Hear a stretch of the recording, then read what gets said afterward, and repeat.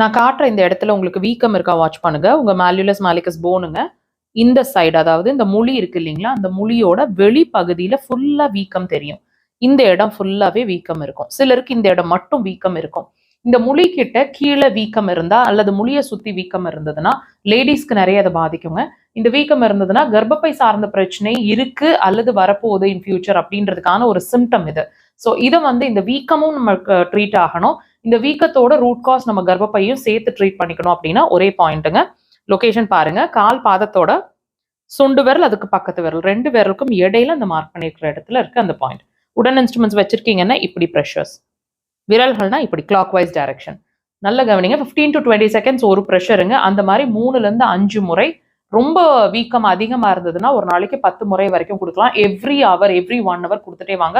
நல்ல ரிசல்ட்ஸ் இருக்கும். ஒரு 3 daysல வீக்கம் வடியறது தெரியும். அந்த மாசத்துலயே உங்களோட மென்சஸ் சைக்கிள்